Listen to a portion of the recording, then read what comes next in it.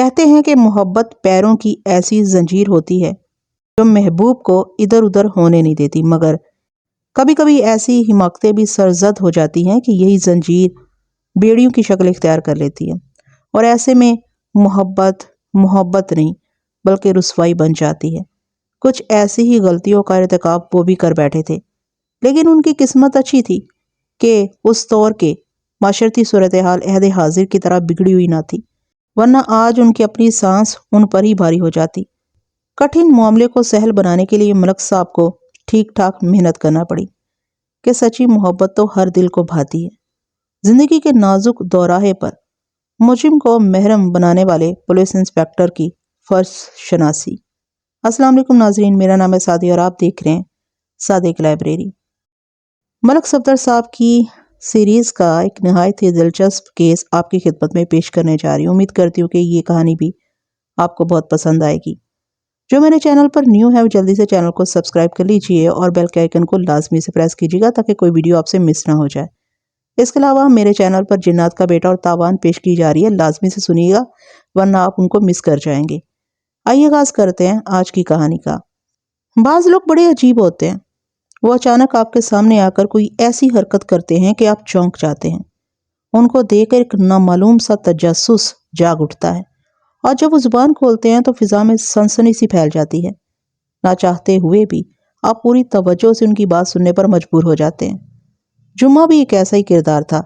وہ ماہ جولائی کے اختتامی ایام تھے۔ ساون اپنے جوبن پر تھا۔ رات کو سونے کے لیے لیٹو تو بارش ہو رہی ہے، صبح آنکھ کھلے تو بارش موجود، اور دن بھر بھی گاہے بگاہے اپنی شکل دکھانے سے باز نہیں آ رہی۔ معمولات زندگی بری طرح متاثر ہو کر رہ گئے تھے۔ ایسی ہی ایک برساتی شام میں تھانے میں بیٹھا ہوا تھا کہ جمعہ مجھ سے ملنے آ گیا۔ اگر وہ 5-10 منٹ لیٹ ہو جاتا تو میں کمرے سے اٹھ کر اپنے کوارٹر میں جا چکا ہوتا۔ کانسٹیبل باسط نے کمرے میں آ کر مجھے بتایا، ملک صاحب ایک بندہ آپ سے ملاقات کرنے آیا ہے۔ برستی بارش میں یہ کون مجھ سے ملنے آ گیا؟ میں نے سوالیہ نظر سے باسط کی جانب دیکھا۔ لگتا ہے کوئی سنگین معاملہ ہی ہے، ورنہ ایسی ایمرجنسی کی کیا ضرورت تھی؟ جناب میں نے اسے کریدنے کی کوشش کی ہے، کانسٹیبل نے بتایا، لیکن وہ ایک ہی ضد پر اٹکا ہوا ہے کہ آپ سے مل کر ہی اپنی آمد کے بارے میں بتائے گا۔ ٹھیک ہے، بھیجو اسے اندر، میں نے سرسری انداز میں کہا۔ دیکھوں تو صحیح وہ ہے کون اور کون سی اطلاع لے کر آیا ہے؟ جی اچھا ملک صاحب، باسط یہ کہتے ہوئے کمرے سے باہر نکل گیا۔ چند سیکنڈ کے بعد جمعہ میرے سامنے بیٹھا ہوا تھا۔ اس کی عمر 35 اور 40 کے درمیان رہی ہوگی۔ وہ درمیانے قد کاٹ کا مالک ایک ایسا شخص تھا جس کی شناختی علامات بڑی واضح تھی۔ وہ ایک آنکھ سے محروم اور ایک ٹانگ سے معذور تھا، اور یہ تمام تر محرومی اور معذوری جسم کے بائیں حصے میں واقع ہوئی تھی۔ وہ جب لنگڑاتے ہوئے میرے سامنے آ کر بیٹھا تو میں چونک کر رہ گیا تھا۔ ایک محروم اور معذور شخص کا بارش میں مجھ سے ملنے آنے کا ایک ہی مطلب تھا، اور وہ یہ کہ میرے تھانے کی حدود میں کوئی بڑی گڑبڑ ہو چکی تھی۔ میں نے تشویش بھری نظر سے اپنے سامنے بیٹھے جمعہ کو دیکھا، اور اس سے پہلے کہ میں کوئی سوال کرتا اس نے رازدارانہ انداز میں کہا، تھانے دار صاحب اگر معاملہ سنگین نہ ہوتا تو میں اتنی بارش میں کبھی آپ کے پاس نہ آتا۔ ہاں وہ تو مجھے اندازہ ہو رہا ہے، میں نے اس بات میں سر ہلاتے ہوئے پوچھا، لیکن تمہارا لباس تو بالکل خشک ہے، کیا بارش نے تمہارا مزاج نہیں پوچھا؟ جناب یہ کسی کو معاف نہیں کرتی، اس نے کمرے کے دروازے کی جانب دیکھتے ہوئے کہا۔ یہ میرا مزاج بھی ضرور پوچھتی، لیکن میں نے موم جامہ اوڑھ رکھا تھا، اس لیے اس کی مہربانی سے محفوظ رہا ہوں۔ گاؤں دیہات میں بارش کے دوران میں لوگ عموماً موم جامہ اوڑھ کر باہر نکلتے ہیں۔ یہ موم جامہ کوئی خاص قسم کا اوڑھنا نہیں ہوتا، بلکہ موم کی بڑے سائز کی تھیلی کی ایک سائیڈ لمبائی کے رخ پر کھول لی جاتی ہے اور کسی ٹوپے والے جبے کے مانند اسے پہن لیا جاتا ہے۔ میں نے اصل موضوع کی طرف آتے ہوئے کہا، جمعہ وہ کون سا سنگین معاملہ ہے جس نے اس برسات کے موسم میں تمہیں تھانے آنے پر مجبور کر دیا ہے؟ اس نے جواب دینے سے پہلے ایک مرتبہ پھر چوکنا نظر سے کمرے کے دروازے کی طرف دیکھا، پھر دھیمی آواز میں بولا، تھانے دار صاحب سخاوت کوچوان کی لڑکی غائب ہو گئی ہے۔ اس کے انکشاف نے مجھے چونکا دیا، اور میں اضطراری انداز میں صرف اتنا ہی کہہ سکا، سخاوت کوچوان؟ جی ہاں، اس نے بڑے معنی خیز انداز میں گردن ہلائی۔ سخاوت کی گم ہونے والی لڑکی کا نام نازلی ہے جناب، اور وہ آج صبح ہی سے لاپتہ ہے۔ اب تو شام ہو رہی ہے، میں نے الجھن زدہ انداز میں کہا، اگر نازلی صبح سے لاپتہ ہے تو اس کے باپ نے ابھی تک یہاں آ کر رپورٹ درج کیوں نہیں کرائی؟ ایک وجہ تو یہ بارش ہے تھانے دار صاحب، وہ آواز دبا کر بولا، اور دوسرا سبب عزت وغیرہ کا معاملہ ہو سکتا ہے۔ سخاوت اپنے طور پر نازلی کو تلاش کرنے کی کوشش کر رہا ہے، ابھی تک یہ خبر عام نہیں ہوئی، بس مجھے کہیں سے پتہ چل گیا ہے۔ سخاوت کی خواہش ہے کہ وہ اس واقعے کی دھوم مچنے سے پہلے ہی کسی نہ کسی طرح نازلی کو ڈھونڈ نکالے تاکہ پھر گاؤں والوں اور خصوصاً خاندان والوں کو یہ نہ بتانا پڑے کہ نازلی کہاں گئی تھی، اسے کہاں سے تلاش کیا گیا ہے۔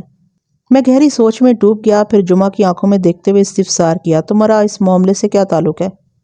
کچھ نہیں جناب، وہ اپنی اکلوتی آنکھ سے مجھے دیکھتے ہوئے بولا، میں تو جی بس ہمدردی میں آپ کو یہ سنسنی خیز اطلاع دینے آ گیا ہوں۔ کس کی ہمدردی میں نے پوچھا، سخاوت کوچوان کی یا پولیس کی ہمدردی میں؟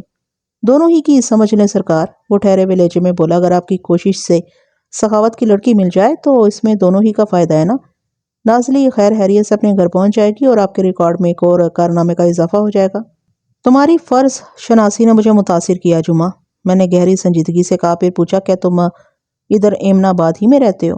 ان دنوں میری تعیناتی کیسے تھانے میں تھی جس کی حدود میں قصبہ ایمن آباد بھی آتا تھا، اور اس تھانے میں تعینات ہوئے ابھی مجھے لگ بھگ 1 ماہ ہوا تھا۔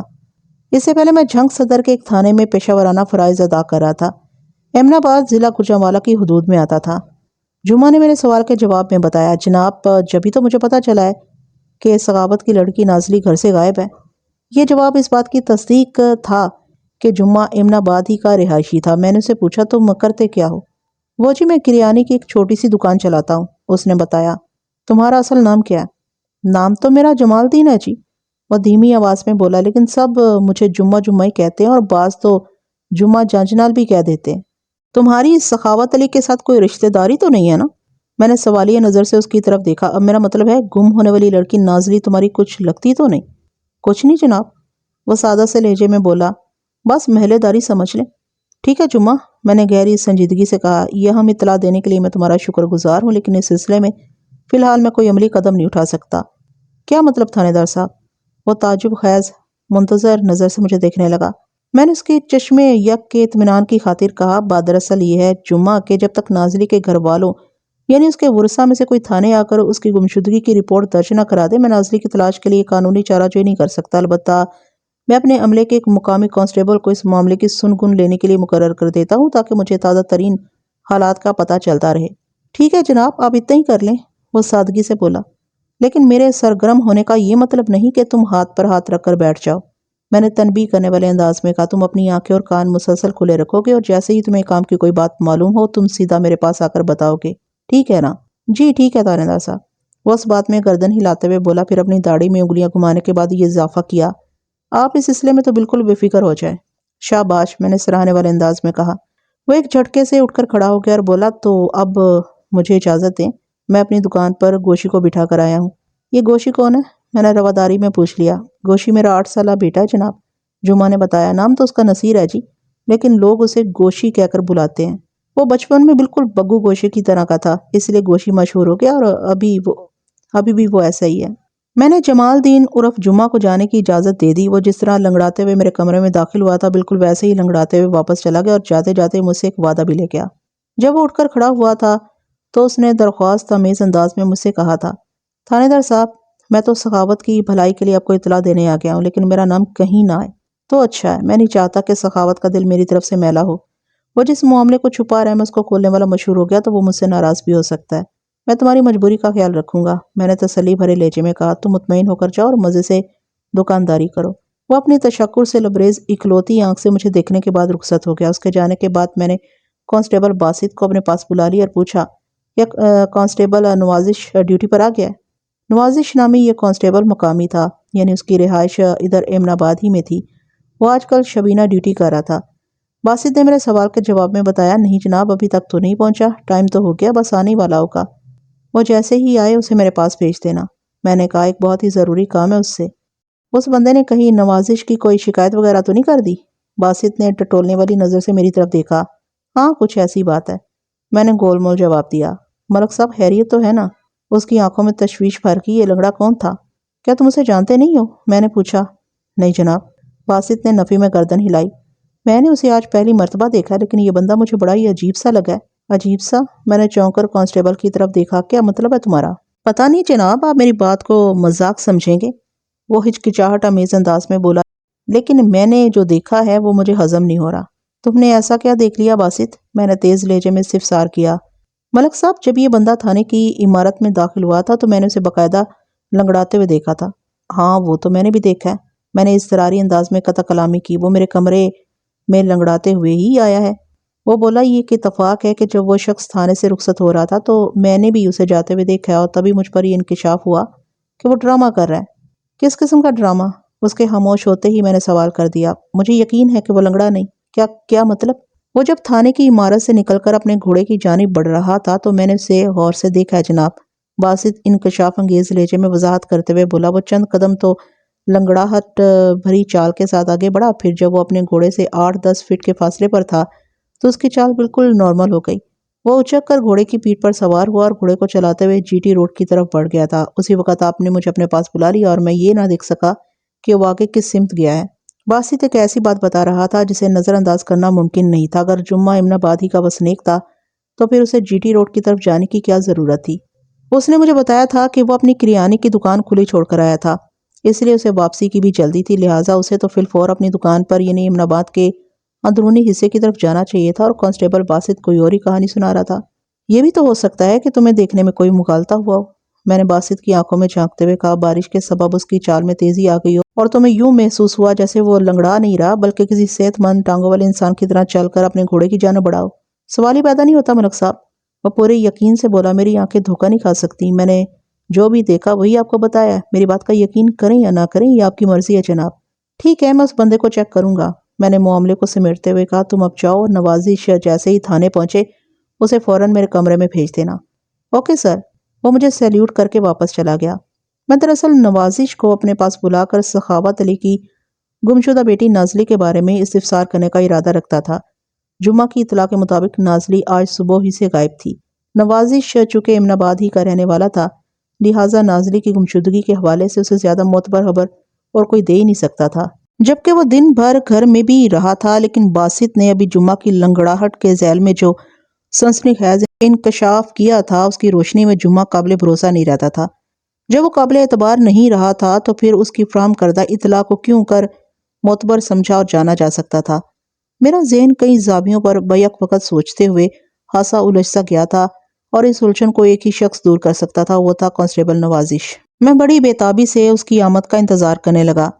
جب مزید 1 گھنٹے تک بھی نوازش تھانے پہنچا اور نہ ہی نازلی کی گمشدگی کی رپورٹ درج کرانے کی خاطر کسی نے ادھر کا رخ کیا تو میں تھانے سے اٹھ کر اپنے کوارٹر کی طرف آ گیا۔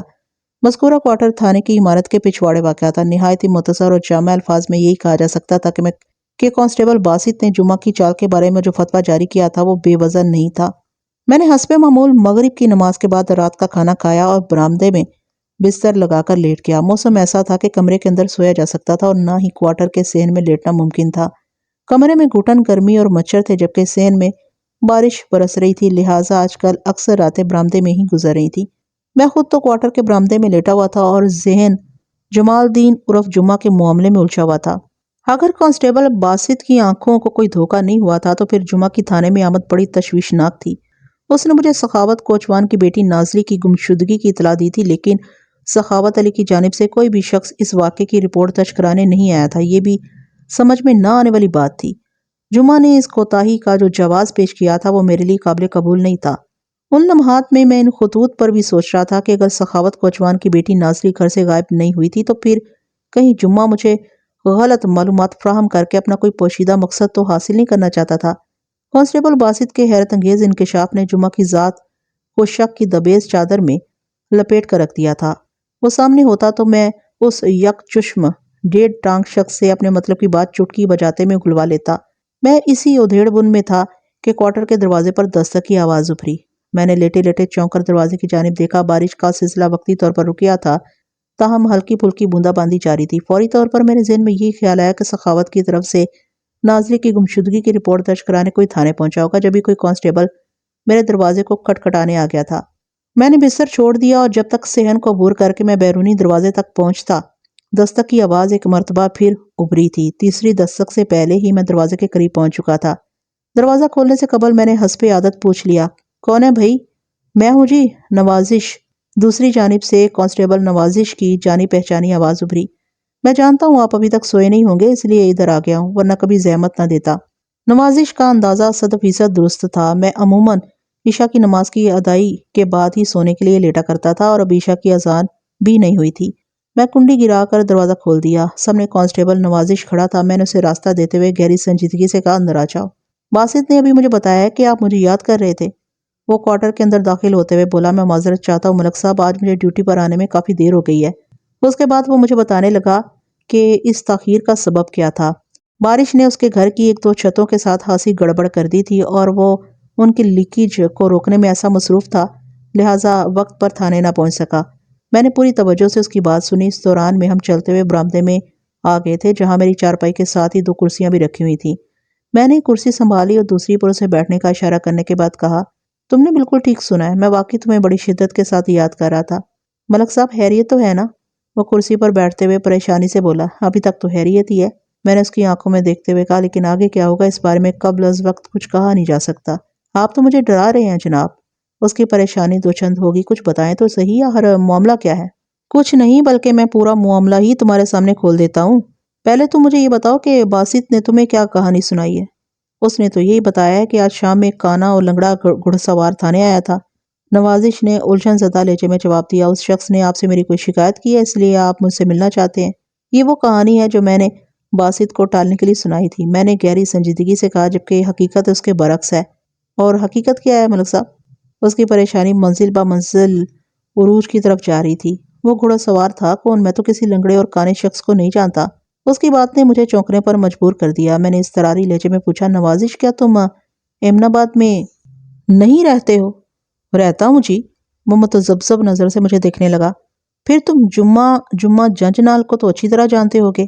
میں ہر زاویے سے اطلاع فراہم کرنے والے جمعہ کے بارے میں تسلی کر لینا چاہتا تھا، اس لیے غیر محسوس انداز میں نوازش کو ٹٹول رہا تھا۔ مجھے تو ایمن آباد کے علاقے میں تعینات ہوئے ابھی صرف 1 ماہ ہوا تھا، لہٰذا یہاں کے لوگوں کو جاننے اور پہچانے کا دعوے دار نہیں تھا، لیکن کانسٹیبل نوازش جدی پستی ایمن آباد ہی کا رہنے والا تھا، اس لیے یہاں کے بچے اور بڑے بوڑھے کو اچھی طرح جانتا تھا۔ میں نے جمعہ کا ذکر کیا تو اس کی حیرت دوچند ہو گئی۔ بے حد الجھے ہوئے انداز میں بولا، آپ کی باتیں میری سمجھ سے باہر ہیں ملک صاحب، یہ جمعہ جنج نال کیا شے ہے جناب؟ کمال ہے، تم ایمن آباد میں رہتے ہو اور جمال الدین عرف جمعہ سے واقف نہیں ہو؟ میں نے گہری سنجیدگی سے کہا، میں اس شخص کی بات کر رہا ہوں جس کی بائیں ٹانگ میں لنگ ہے اور وہ بائیں ہی آنکھ سے محروم بھی ہے۔ اس نے درمیانے سائز کی داڑھی بھی رکھی ہوئی ہے۔ اس کے 8 سالہ بیٹے کا نام نصیر عرف بگو گوشہ ہے اور یہ جمعہ ایمن آباد ہی میں کریانے کی دکان کرتا ہے۔ ملک صاحب، یا تو میں ابھی ایمن آباد میں پیدا ہوا ہوں اور یا پھر آپ میرا امتحان لینے کے لیے ایسے الٹے سیدھے سوال کر رہے ہیں۔ وہ بے حد سنجیدہ لہجے میں بولا، میری معلومات اور یادداشت کے مطابق میں ایسے کسی شخص کو نہیں جانتا، بلکہ میں یہاں تک دعویٰ کر سکتا ہوں کہ اس حلیے وضاقتہ اور بیک وقت 2 بنیادی جسمانی عیوب والا کوئی بندہ پورے ایمن آباد میں ہے ہی نہیں۔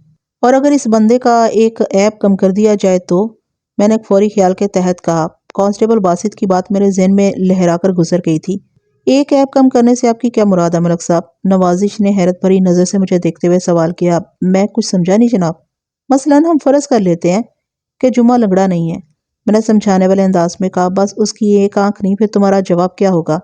لمحاتی تذبذب کے بعد اس نے جواب دیا، میں پھر بھی یہی کہوں گا کہ آپ جس بندے کا ذکر کر رہے ہیں وہ پورے ایمن آباد میں کہیں نہیں ہے۔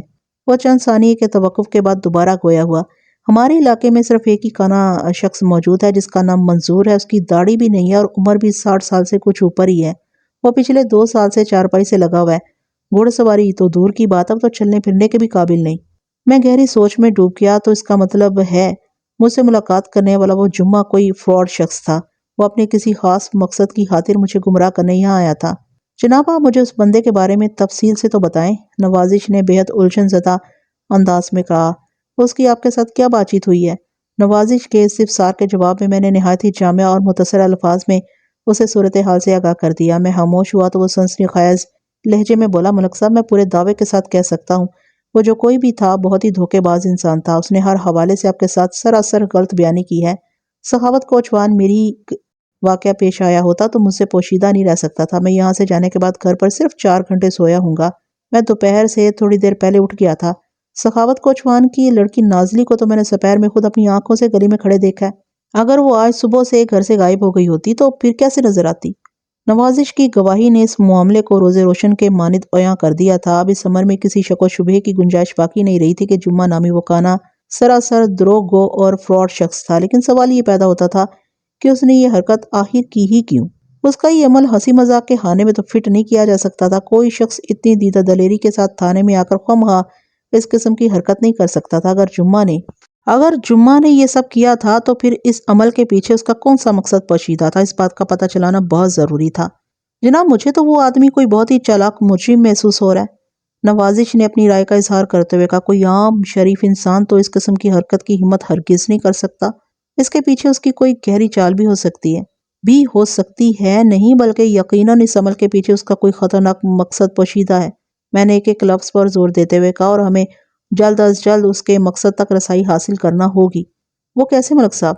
وہ چونک کر مجھے دیکھنے لگا۔ میں نے ٹھہرے ہوئے لہجے میں کہا، وہ ایسے کہ آئندہ 15-20 منٹ میں میرے اور کانسٹیبل نوازش کے درمیان جمال الدین عرف جمعہ کے عزائم اور مقاصد کے حوالے سے خاصی سنجیدہ گفتگو ہوئی، اور یہ طے پا گیا کہ اگلی صبح کو ہم اس شخص کو ڈھونڈ نکالنے کے لیے کیا لائے عمل اختیار کریں گے۔ وہ شخص لنگڑا تھا یا نہیں، اس کا نام بھی جمعہ ہی تھا یا کچھ اور، یہ بات اتنی اہم نہیں تھی۔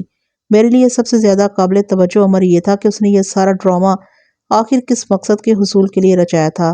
اس کا مقصد جو بھی تھا، لیکن مجھے کبھی یقین تھا کہ میں بہت جلد اس کے عزائم کی تہہ تک پہنچ جاؤں گا۔ اگر یہ حرکت اس کا کوئی مذاق تھا تو یہ مذاق اسے بہت مہنگا پڑنے والا تھا، اور اگر یہ مذاق نہیں تھا تو پھر بھی کسی صورت اس کی اب خیر نہیں تھی۔ جلد یا بد دیر میں اسے ڈھونڈ نکالتا، پھر اس کا جو بھی حشر ہوتا وہ پورا ایمن آباد دیکھتا۔ اگلی صبح بڑی ہنگامہ خیز تھی۔ میں رات کو کانسٹیبل نوازش کے جانے کے بعد کافی دیر تک اس ایک آنکھ اور 1.5 ٹانگ والے دھوکے باز جمعہ جنجنال کے بارے میں سوچتا رہا تھا۔ اس لیے صبح آنکھ تھوڑی تاخیر سے کھلی تھی۔ میں نے جلدی ناشتہ کیا، تیار ہو کر تھانے پہنچ گیا، جہاں ایک نیا ہنگامہ میرا منتظر تھا۔ میں اپنے کمرے میں جا کر بیٹھا ہی تھا کہ نوازش میرے پاس آ گیا اور سنسنی خیز لہجے میں بولا، ملک صاحب، سارا مسئلہ ہی حل ہو گیا۔ کون سا مسئلہ؟ میں نے بے ساختہ پوچھا۔ وہی جناب، اس لنگڑے اور کانے والا مسئلہ، وہ انکشاف انگیز لہجے میں بولا۔ اس نے اپنی کالی زبان سے آپ کو جو اطلاع دی تھی وہ حقیقت میں پیش آ چکا ہے۔ کیا مطلب؟ میں نے متذبذب نظر سے اس کی طرف دیکھا۔ تم یہ کہنا چاہ رہے ہو کہ سخاوت کی لڑکی غائب ہو گئی ہے؟ جی ہاں، میرا یہی مطلب ہے۔ اس نے اس بات میں گردن ہلائی۔ سخاوت، کوچوان، اس کی گھر والی باہر برآمدے میں آئے بیٹھے ہیں۔ میں ابھی برآمدے میں سے گزر کر جب اپنے کمرے کی جانب آ رہا تھا تو میں نے برآمدے میں بچھی چوبی بینچ پر ایک مرد اور عورت کو بیٹھے دیکھا تھا۔ میں انہیں چہروں سے نہیں پہچانتا تھا۔ اب نوازش نے بتایا تو پتہ چلا کہ وہ سخاوت علی اس کی بیوی بشرا تھے۔ وہ نازلی کی گمشدگی کے بارے میں کیا بتا رہے ہیں؟ میں نے کانسٹیبل سے سوال کیا۔ میں انہیں آپ کے پاس لے کر آتا ہوں، نوازش نے کہا۔ آپ ان کی زبانی ہی کہانی سنیں تو زیادہ اچھا ہوگا۔ ٹھیک ہے، لے آؤ انہیں اندر، میں نے جلدی سے کہا۔ اگلی لمحے وہ دونوں میاں بیوی میرے سامنے بیٹھے تھے۔ ان کی پریشانی سے تو میں آگاہ ہو ہی چکا تھا، پھر بھی میں نے یکے بعد دیگرے ان کے چہروں کا جائزہ لیا اور پوچھا، جی بتائیں، میں آپ لوگوں کے لیے کیا کر سکتا ہوں؟ انہوں نے اضطراری نظروں سے باری باری ایک دوسرے کو دیکھا۔ ان کے انداز میں ایک خاص قسم کی ہچکچاہٹ پائی جاتی تھی، جیسے نگاہوں میں وہ ایک دوسرے سے پوچھ رہے ہوں کہ تھانے دار کو کون مسئلے سے آگاہ کرتا ہے۔ میں نے ان کی مشکل کو آسان کرتے ہوئے استفسار کیا، کیا آپ لوگ کسی قسم کی رپورٹ درج کرانے تھانے آئے ہیں؟ ہم بہت پریشان ہیں تھانے دار صاحب، مرد نے بکھری ہوئی آواز میں کہا۔ تمہارا نام کیا ہے؟ میں نے اس سے پوچھا۔ میں سخاوت علی ہوں جی، اس نے بھرائی ہوئی آواز میں بتایا، پھر اپنی ساتھی عورت کی طرف اشارہ کرتے ہوئے بولا، یہ میری گھر والی بشرا ہے جناب۔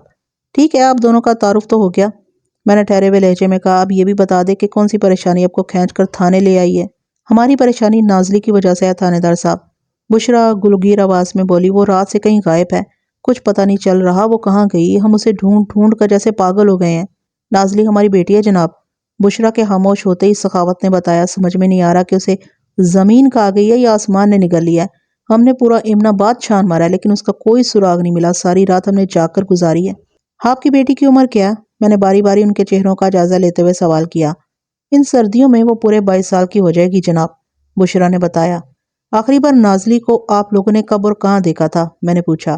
جمعہ کی اطلاع کے مطابق نازلی گزشتہ روز صبح گھر سے غائب ہوئی تھی۔ یہ اطلاع سراسر غلط تھی کیونکہ کانسٹیبل نوازش نے کل سپہر نازلی کو اپنی گلی میں کھڑے دیکھا تھا۔ نوازش اور سخاوت کوچوان ایک ہی گلی میں رہتے تھے۔ اب دیکھنا یہ تھا کہ نازلی کے والدین اس سلسلے میں کیا کہتے ہیں۔ میرے سوال کے جواب میں سخاوت نے بتایا، مغرب کی اذان کے وقت تو وہ گھر میں ہی تھی۔ جب میں مسجد کی طرف گیا تو اسے گھر کے اندر ہی دیکھا تھا، اور جب واپس آیا تو وہ گھر میں موجود نہیں تھی۔ جب تم مغرب کی نماز کے لیے گھر سے نکلے تو اس وقت نازلی کے علاوہ اور کون کون گھر کے اندر موجود تھا؟ میں نے سخاوت کوچوان سے پوچھا۔ بشرا تھی اور خالد تھا، اس نے جواب دیا۔ بشرا اور نازلی دونوں گھر کے اندر تھیں اور میرا چھوٹا بیٹا خالد باہر دروازے کے سامنے گلی میں کھیل رہا تھا۔ میں نے اسے گھر جانے کے لیے کہا جب وہ دروازے سے اندر داخل ہو گیا تو میں مسجد کی طرف چلا گیا تھا۔ جمعہ مغرب کی نماز سے کچھ دیر پہلے میرے پاس آیا تھا، یعنی وہ تھانے میں بیٹھا مجھے نازلی کی گمشدگی کی کہانی سنا رہا تھا۔ اس وقت نازلی اپنے گھر پر موجود تھی۔ اس سے فوری طور پر ایک بات ذہن میں آتی تھی کہ عین ممکن ہے کہ نازلی کی گمشدگی میں اسی کان جمعہ کا ہاتھ ہو، اور جب تم مغرب کی نماز ادا کرنے کے بعد مسجد سے واپس آئے تو نازلی گھر میں موجود نہیں تھی۔ میں نے دوبارہ سخاوت کوچوان کی طرف متوجہ ہوتے ہوئے کہا، تم نے ابھی مجھے یہی بتایا ہے نا؟ جی ہاں تھانے دار صاحب، اس نے اس بات میں گردن ہلائی، یہی حقیقت ہے جو میں نے بیان کی ہے۔ میں نے اپنا رخ بشریٰ کی طرف پھیرا اور سوال کیا، اب تم مجھے بتاؤ کہ نازلی کہاں چلی گئی؟ سخاوت تو اسے گھر میں چھوڑ کر گیا تھا، اور جب یہ واپس آیا تو وہ غائب تھی۔ اس دوران میں تم گھر پر تھی نا؟ جی تھانے دار صاحب، میں گھر میں تھی۔ اس نے تائیدی انداز میں گردن ہلائی۔ اس وقت بارش رک گئی تھی۔ وہ میرے پاس آئی اور کہا کہ 10 منٹ کے لیے عارفہ کے گھر جا رہی ہے، ابھی واپس آ جائے گی، اور اب تک واپس نہیں آئی۔ بات ختم کرتے کرتے اس کی آواز رند گئی۔ کیا تم لوگوں نے نازلی کو عارفہ کے گھر میں تلاش کیا؟ میں نے استفسار کیا، اور یہ بھی بتائیں کہ عارفہ کون ہے؟ بشریٰ کے مطابق عارفہ صفیہ نامی ایک بیوہ کی بیٹی تھی۔ صفیہ کا گھر ان کی پچھلی گلی میں تھا۔ یہ تفصیل فراہم کرنے کے بعد بشریٰ نے بتایا، جی سب سے پہلے تو ہم نے وہیں دیکھا تھا، لیکن نازلی وہاں نہیں تھی۔ عارفہ نے کیا بتایا؟ عارفہ کا کہنا ہے کہ 15-20 منٹ کے بعد نازلی اس کے گھر سے چلی گئی تھی۔ بشریٰ نے جواب دیا، لیکن ابھی تک اپنے گھر نہیں پہنچی تھانے دار صاحب۔ کیا وہ پہلے بھی عارفہ کے گھر جاتی رہتی تھی؟ جی یہ کوئی نئی بات نہیں، سخاوت نے جواب دیا۔ عارفہ اور نازلی آپس میں سہیلیاں ہیں، دونوں ہی ایک دوسرے کے گھر آتی جاتی رہتی ہیں۔ نازلی مغرب کی اذان کے وقت عارفہ کے گھر گئی۔ میں نے پرسوچ لہجے میں کہا، 15-20 منٹ وہاں بیٹھی اور ان لوگوں کے بیان کے مطابق وہ اپنے گھر واپس آ گئی، لیکن آپ لوگوں کا کہنا ہے کہ وہ گھر نہیں پہنچی۔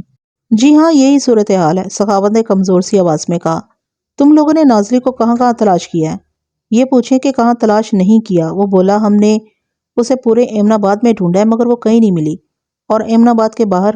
میں نے سوالیہ نظر سے باری باری ان دونوں کی طرف دیکھا۔ باہر وہ کہاں جا سکتی ہے تھانے دار صاحب؟ سخاوت بے چارگی سے بولا، میرا مطلب ہے، میں نے وضاحت کرتے ہوئے کہا، ایمن آباد سے باہر آپ لوگوں کے رشتہ دار وغیرہ ہوں گے، ہو سکتا ہے وہ کسی رشتہ دار کے گھر چلی گئی ہو۔ یہ سوال میں نے محض خانہ پوری کے لیے کیا تھا تاکہ اس امکانی گوشے پر بھی کچھ روشنی پڑ جائے، ورنہ اس بات کے امکانات تو نہ ہونے کے برابر تھے۔ میری توقع کے عین مطابق بشریٰ نے جواب دیا، اس بات کا تو سوال ہی نہیں پیدا ہوتا تھانے دار صاحب۔ وہ بڑے مضبوط لہجے میں بولی، آج تک وہ کیلی کہیں نہیں گئی۔ اگر اس نے ایمن آباد سے باہر کہیں جانا بھی تھا تو وہ ہمیں بتاتی، اس طرح چپ چاپ خود ہی منہ اٹھا کر وہ کہیں نہیں جا سکتی۔ مجھے تو جناب یہ کوئی اور ہی چکر لگتا ہے۔ تمہارے ذہن میں کیا ہے؟ میں نے ٹٹولتی ہوئی نظر سے بشریٰ کی طرف دیکھا۔ کسی نے اسے اغوا، وہ اس سے آگے کچھ نہ بول سکی۔ ہم اس پہلو پر بھی بات کریں گے، میں نے گہری سنجیدگی سے کہا، پہلے آپ لوگ مجھے اس بات کا جواب دیں کہ ایمن آباد سے باہر آپ کے رشتہ دار اور کہاں کہاں رہتے ہیں؟ بشریٰ کا تو کوئی رشتہ دار اس دنیا میں نہیں ہے تھانے دار صاحب، سخاوت کوچوان نے بڑی رسا سے جواب دیا، اور میرا بھی صرف ایک ہی بڑا بھائی ہے اور ایک چھوٹی بہن ہے، اس کے سوا کوئی نہیں۔ کیا تمہارے یہ بھائی بہن ادھر ایمن آباد ہی میں رہتے ہیں؟ نہیں جی، سخاوت نے نفی میں گردن ہلائی اور بتایا، بھائی امانت علی تو موزہ ہندو چک میں رہتا ہے، اور میری چھوٹی بہن زینت ادھر کاموکی میں رہتی ہے۔ ہندو چک ایک چھوٹا سا گاؤں تھا جو ایمن آباد کے تقریباً شمال مشرق میں واقع تھا، جبکہ کاموکی نامی قصبہ ایمن آباد کے جنوب میں واقع تھا۔ اگر گوجرانوالہ سے لاہور کی طرف سفر کریں تو اپر چناب نہر عبور کرنے کے بعد قصبہ ایمن آباد آتا تھا، اس کے بعد کاموکی، پھر مرید کے، شادرہ اور دریائے راوی عبور کرنے کے بعد لاہور۔ ایمن آباد، کاموکی، مرید کے، شادرہ سب جی ٹی روڈ پر واقع تھے۔ کاموکی اور مرید کے کی غلہ منڈیاں بہت مشہور تھیں۔ ہاں بھائی بشریٰ، میں نے گمشدہ نازلی کی ماں کی آنکھوں میں دیکھتے ہوئے کہا، تمہارے خیال میں نازلی ہندو چک کی طرف گئی ہے اور نہ ہی اس نے کاموکی کا رخ کیا ہے، بلکہ تم اس رخ پر سوچ رہی ہو کہ شاید اسے کسی نے اغوا کر لیا ہے نا؟ جی ہاں، اس نے اس باتی انداز میں پلکیں جھپکائیں۔ میں ان میاں بیوی سے گفتگو کے دوران میں اہم پوائنٹس ایک کاغذ پر نوٹ بھی کرتا جا رہا تھا۔ بشریٰ کے جواب پر میں نے گہری سنجیدگی سے کہا، جب کوئی شخص اچانک منظر سے غائب ہو جاتا ہے اور ڈھونڈنے پر دستیاب نہیں ہوتا تو ذہن اس کے اغوا یا قتل کی طرف جاتا ہے، اور یہ ایک حقیقت ہے کہ اس قسم کا کام کوئی سجن دوست نہیں کر سکتا، بلکہ یہ کسی دشمن کی کارروائی سمجھی جاتی ہے۔ اب آپ لوگ مجھے یہ بتائیں کہ آپ کا دشمن کون ہو سکتا ہے؟ دشمن؟ ہمارا تو کوئی بھی دشمن نہیں ہے تھانے دار صاحب، اچھی طرح سوچ سمجھ کر جواب دے رہے ہیں نا؟ جی ہاں بالکل، سخاوت نے بڑے مضبوط لہجے میں کہا، میں تو ایسے کسی شخص کو نہیں جانتا جو دشمنی نکالنے کے لیے نازلی کو اغوا کر لے۔ جمال دین کا نام سنا ہے تم نے؟ میں نے ان تمام حجت ضروری جانا۔ جمال دین؟ دونوں کی زبان سے بیک وقت نکلا اور وہ متذبذب نظروں سے ایک دوسرے کو تکنے لگے۔ میں نے ان کی مشکل آسان کرنے کی غرض سے کہا، میں اس جمال دین کی بات کر رہا ہوں جس کی ایک ٹانگ میں لنگ ہے اور وہ ایک آنکھ سے کانا ہے۔ اس نے داڑھی رکھی ہوئی ہے اور لوگ اسے جمعہ کہتے ہیں اور بعض تو اسے چھیڑنے کے لیے جمعہ چنچ نال بھی کہہ کر پکارتے ہیں۔ یہ کون بندہ ہے جناب؟ سخاوت کی حیرت میں ڈوبی ہوئی آواز ابھری۔ میں تو ایسے کسی شخص سے واقف نہیں ہوں۔ اور تم؟ میں نے سوالیہ نظر سے بشریٰ کی جانب دیکھا۔ اس نے جلدی سے نفی میں گردن ہلائی اور بولی، نہیں جی، میں اس قسم کے کسی بندے کو کبھی نہیں دیکھا۔ ان میاں بیوی کے واضح جوابات سے یہ بات تو پایا ثبوت کو پہنچ گئی کہ جو شخص جمعہ کی حیثیت میں گزشتہ شام مجھ سے ملنے تھانے آیا تھا، یہ لوگ اسے بالکل نہیں جانتے تھے، نہ دوست کے طور پر اور نہ ہی کسی دشمن کے رنگ میں۔ میں نے سوچا اس جمعہ کی ہسٹری تو میں بعد میں معلوم کروں گا، پہلے ذرا فریادیوں کی داد رسی کر لوں۔ آپ دونوں کی باتوں سے میں اس نتیجے پر پہنچا ہوں کہ نازلی کی گمشدگی میں کسی کا ہاتھ نہیں، بلکہ وہ خود اپنی مرضی سے غائب ہوئی ہے۔ یہ آپ کیا کہہ رہے ہیں تھانے دار صاحب؟ سخاوت کے لہجے میں احتجاج تھا۔ بشریٰ بھی بے یقینی سے نفی میں گردن ہلاتے ہوئے بولی، وہ اپنی مرضی سے کہیں نہیں جا سکتی جناب، آج سے پہلے کبھی ایسا نہیں ہوا۔ اگر پہلے کبھی کچھ نہ ہوا ہو تو اس کا یہ مطلب ہرگز نہیں ہوتا کہ آئندہ کبھی ویسا نہیں ہو سکے گا۔ میں نے ایک ایک لفظ پر زور دیتے ہوئے کہا، پھر باری باری ان دونوں کی آنکھوں میں جھانکتے ہوئے سوال کیا کہ آپ نازلی کی شادی ہو چکی تھی؟ کانسٹیبل نوازش کی زبانی مجھے معلوم ہو گیا تھا کہ نازلی کنواری تھی، تاہم میں نے یہ سوال کارروائی کی ضرورت کے پیش نظر کیا تھا۔ سخاوت علی نے جواب دیا، نہیں جناب، وہ غیر شادی شدہ ہے۔ کوئی منگنی وغیرہ ہوئی ہو؟ نہ منگنی اور نہ ہی شادی، اس بار بشریٰ نے جواب دیا۔ اس کے کئی رشتے تو آئے ہوئے ہیں لیکن ابھی تک کوئی فیصلہ نہیں کیا ہم نے۔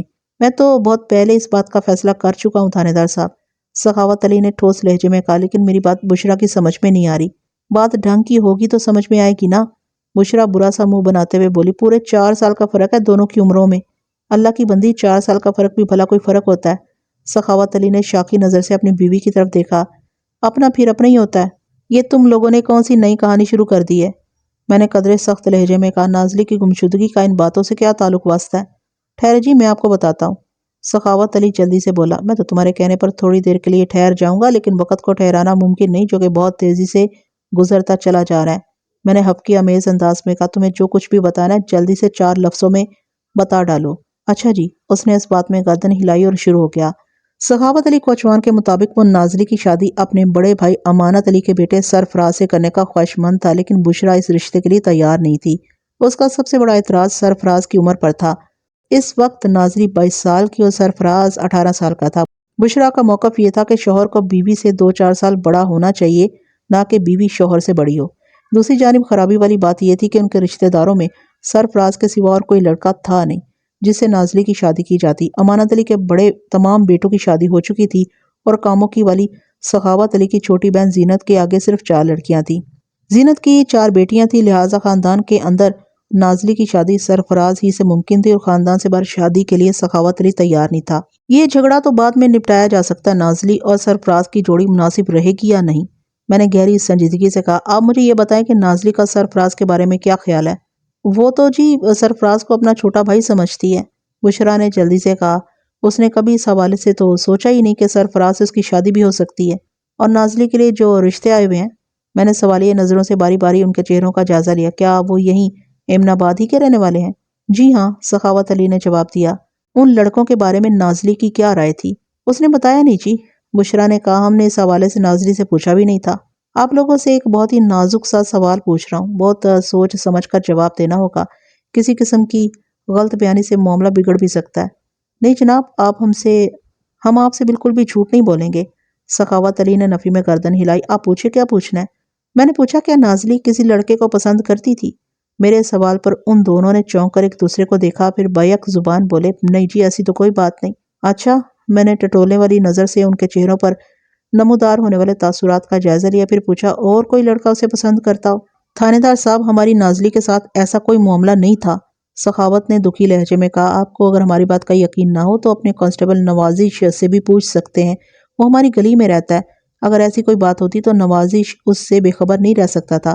ٹھیک ہے، میں نوازش سے ضرور اس معاملے کی تصدیق کروں گا۔ تم لوگ اب اپنے گھر جاؤ، میں تفتیش کے لیے تھوڑی دیر میں ادھر ہی آ رہا ہوں۔ مجھے نازلی کی یہ سہیلی عارفہ سے بھی پوچھ گچھ کرنا ہے۔ انہوں نے اطمینان سے گردن ہلائی اور مجھے سلام کر کے رخصت ہو گئے۔ ان کے جانے کے بعد میں نے کانسٹیبل نوازش کو اپنے پاس بلا لیا۔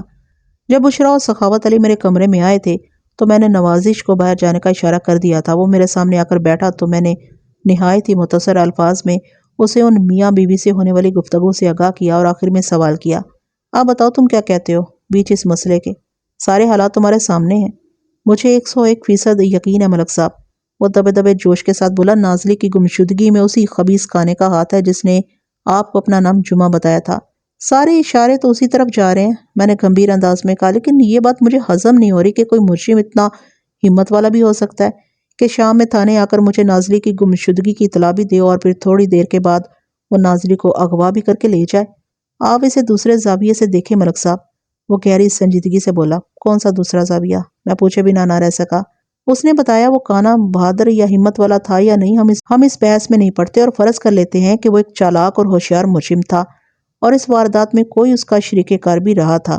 وہ اپنی بات کو آگے بڑھاتے ہوئے بولا، وہ تھانے میں بیٹھ کر آپ کو نازلی کی گمشدگی کی کہانی سناتا رہا اور دوسری طرف اس کے ساتھی نے اپنا کام دکھا دیا ہوگا، پھر دونوں طے شدہ پروگرام کے مطابق کہیں ملے ہوں گے اور اپنی منزل کی جانب بڑھ گئے ہوں گے۔ تمہاری اس تھیری میں اچھا خاصا کرنٹ تو ہے۔ میں نے سوچتی ہوئی نظر سے نوازش کی طرف دیکھا، لیکن اب تک جو حالات و واقعات سامنے آئے ہیں ان کی روشنی میں میرا ذہن یہ کہتا ہے کہ نازلی کو اغوا نہیں کیا گیا، بلکہ وہ جہاں بھی گئی ہے اور جس کے ساتھ بھی گئی ہے اس میں اس کی مرضی بھی شامل تھی۔ جب کسی شخص کو اغوا کیا جاتا ہے تو اس کارروائی کے نشانات بھی ظاہر ہوتے ہیں، کیونکہ اس عمل میں مغوی کی مرضی شامل نہیں ہوتی۔ وہ اپنے اٹھا لیے جانے کے خلاف کم یا زیادہ مزاحمت ضرور کرتا ہے۔ یقیناً اغوا کی صورت میں نازلی کو بھی اسی رویے کا مظاہرہ کرنا چاہیے تھا، لیکن ایسے شواہد کہیں بھی نہیں ملے۔ وہ اپنی سہیلی سے ملنے پچھلی گلی میں گئی اور پھر واپس نہیں آئی۔ نوازش کے کان کھڑے ہو گئے۔ اس نے مجھ سے پوچھا، ملک صاحب وہ کون سی سہیلی کے گھر گئی تھی؟ انہوں نے اس سہیلی کا نام عارفہ بتایا۔ میں نے جواب دیا، عارفہ کا گھر پچھلی گلی میں ہے، وہ کسی بیوہ کی بیٹی ہے۔ ہاں ہاں، میں اچھی طرح جانتا ہوں جی۔ وہ اس بات میں گردن ہلاتے ہوئے بولا، صفیہ نامی وہ عورت مطلقہ اور بیوہ ہے۔ مطلقہ اور بیوہ؟ میں نے سوالیہ نظر سے اس کی طرف دیکھا، کیا مطلب ہے تمہارا؟ وہ بات دراصل یہ ہے ملک صاحب، وہ وضاحت کرتے ہوئے بولا، صفیہ نے کوئی 16-17 سال پہلے رحمان نامی ایک زمیندار سے شادی کی تھی جو پپلی والا میں رہتا تھا۔ عارفہ اسی رحمان کی اولاد سے ہے۔ شادی کے 2 سال بعد ہی صفیہ کو طلاق ہو گئی اور وہ پپلی والا سے واپس ایمن آباد آ گئی۔ چند سال بعد اس نے خاور نامی ایک بندے سے شادی کر لی جس سے اس کا ایک بیٹا انور ہے۔ خاور کا تعلق ایمن آباد ہی سے تھا۔ کچھ عرصہ پہلے خاور کا انتقال ہو گیا اور اب صفیہ اپنے دونوں بچوں کے ساتھ میری پچھلی گلی میں رہتی ہے۔ صفیہ کا بیٹا انور تو ابھی چھوٹا ہی ہوگا؟ جی، وہ 7-8 سال کا ہے۔ پھر ان لوگوں کی گزر بسر کیسے ہوتی ہے؟ میں نے کہا، ہم سوال کیا۔ خاور مرتے وقت ان کے لیے ایک دکان اور 8 ایکڑ زمین چھوڑ گیا تھا، نوازش نے بتایا۔ اس 8 ایکڑ اراضی کو صفیہ نے ٹھیکے پر دے رکھا ہے، جہاں سے حاصل ہونے والے اناج اور آمدنی سے ان کا گزارا ہو جاتا ہے۔ پھر رہائش کے لیے ذاتی گھر ہے، اس لیے زیادہ مسائل نہیں ہیں ان لوگوں کے ساتھ۔ ٹھیک ہے، میں باسط کو اپنے ساتھ لے کر سخاوت کوچوان کے گھر جا رہا ہوں، میں نے فیصلہ کن انداز میں کہا۔ تم اس مشن پر روانہ ہو جاؤ جس کے حوالے سے ہم نے رات میں گفتگو کی تھی۔ اللہ کا شکر ہے آج بارش کو ابھی تک برسنا یاد نہیں آیا، اس لیے زیادہ کام نپٹا لینا چاہیے۔ جی ملک صاحب، یہ تو آپ بالکل درست کہہ رہے ہیں، وہ اس بات میں گردن ہلاتے ہوئے بولا۔ اگر ابھی تک بارش شروع نہیں ہوئی تو یہ سوچ کر مطمئن نہیں ہونا چاہیے کہ آج بارش ہوگی ہی نہیں۔ آسمان کی شکل رونے والی بنی ہوئی ہے، کسی وقت بھی کچھ بھی ہو سکتا ہے جناب۔ بس تو پھر تم روانہ ہو جاؤ، میں نے ختمی انداز میں کہا، اور میں بھی نکل رہا ہوں۔ ہمارے درمیان رات والی میٹنگ میں یہ طے ہو گیا تھا کہ آج صبح نوازش گھوم پھر کر کانے گھڑ سوار کے بارے میں معلومات جمع کرے گا۔ اس بات میں تو اب کسی شک و شبہے کی گنجائش باقی نہیں رہی تھی کہ وہ یک چشم لنگڑا گھڑ سوار ایمن آباد سے تعلق نہیں رکھتا تھا۔ وہ برستی بارش میں جب مجھ سے ملنے آیا تھا اور مجھ سے مل کر جب وہ واپس گیا تھا تو یقینی طور پر کچھ لوگوں نے اسے آتے اور جاتے ہوئے بھی دیکھا ہوگا۔ کانسٹیبل باسط کے دعوے کے مطابق وہ اپنے گھوڑے پر سوار ہو کر جی ٹی روڈ کی طرف گیا تھا۔ اب مجھے یہ بات معلوم کرنی تھی کہ وہ جی ٹی روڈ پر چڑھنے کے بعد لاہور کی سمت گیا تھا یا اس نے گوجرانوالہ کا رخ کیا تھا۔ گوجرانوالہ ایمن آباد کے شمال میں اور لاہور جنوب میں واقع تھا۔ کانے جمعہ کے بارے میں تحقیق کی ذمہ داری میں نے نوازش کو سونپی تھی۔ سخاوت علی کوچوان کا گھر درمیانے سائز کا تھا۔ میں نے ایک ہی نظر میں اس گھر کا تنقیدی جائزہ لے لیا تھا۔ وہ 3 کمروں اور صحن پر مشتمل ایک روایتی سا دیہاتی مکان تھا۔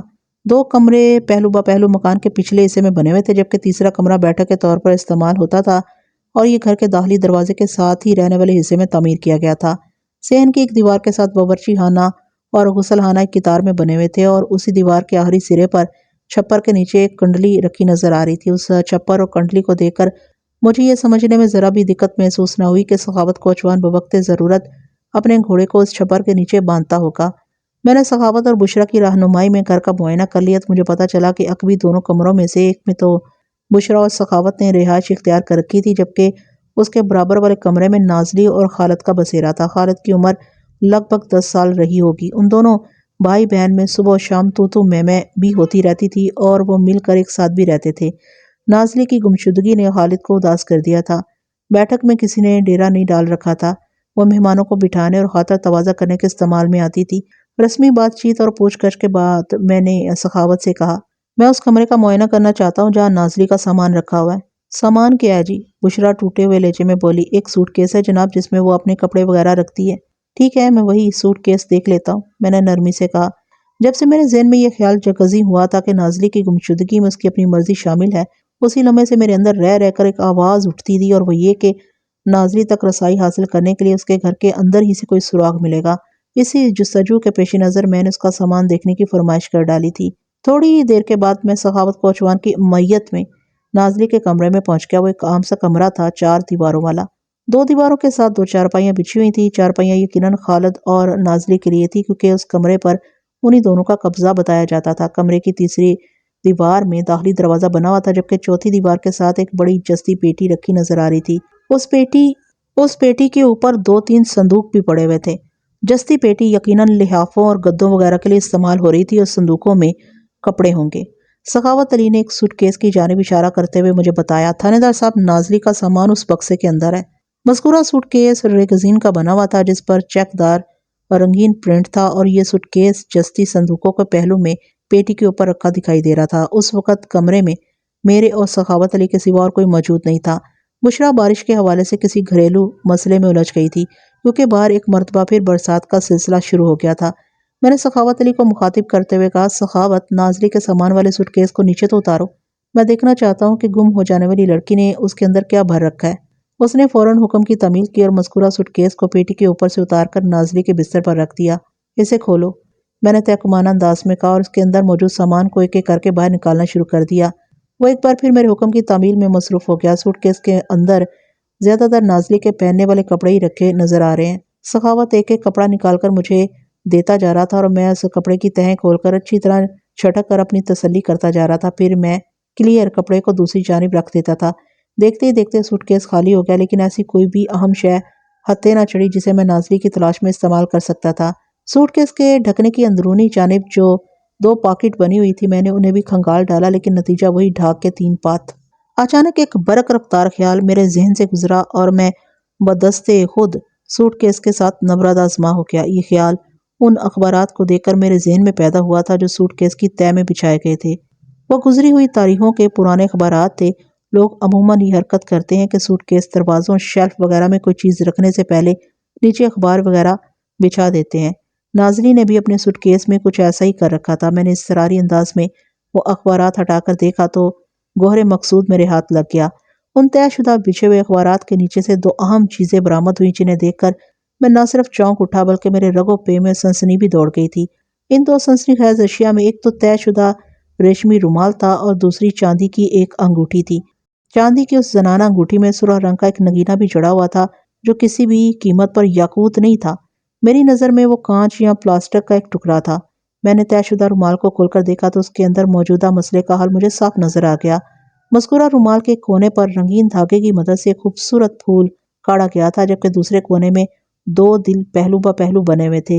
ایک دل کے اندر انگریزی حرف A اور دوسرے دل کے اندر N بھی کاڑا ہوا نظر آ رہا تھا۔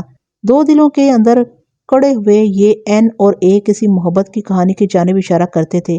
یہ رومال چونکہ نازلی کے سوٹ کیس کے اندر سے دستیاب ہوا تھا اور اسے بڑی احتیاط کے ساتھ چھپا کر رکھا گیا تھا، لہٰذا میں بڑے وثوق کے ساتھ کہہ سکتا تھا کہ N کا مطلب تو نازلی ہے۔ اگر میں A نام والے کسی مرد کو ڈھونڈنے میں کامیاب ہو جاتا تو یہ کیس چٹکی بجاتے میں حل ہو سکتا تھا۔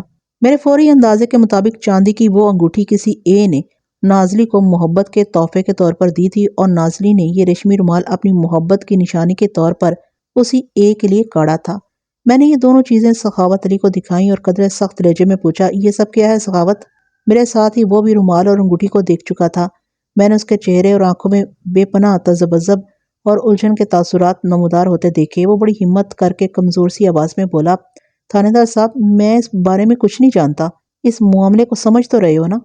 میں نے معنی خیز انداز میں ریشمی رومال والے 2 دلوں پر انگلی رکھتے ہوئے سوال کیا۔ جی، یہ تو صاف نظر آ رہا ہے۔ ندامت کے بوجھ سے اس کی آواز کٹ کر رہ گئی تھی۔ جب میں نے پوچھا تھا کہ میں نے ایک ایک لفظ پر زور دیتے ہوئے کہا نازلی کسی لڑکے کو پسند تو نہیں کرتی تھی یا کوئی لڑکا اس میں دلچسپی تو نہیں لے رہا تھا، تو آپ دونوں میاں بیوی نے صاف انکار کر دیا تھا، ہے نا؟ میں بڑی سے بڑی قسم کھا کر کہہ سکتا ہوں جناب کہ نازلی کے اس معاملے کی مجھے کوئی خبر نہیں تھی۔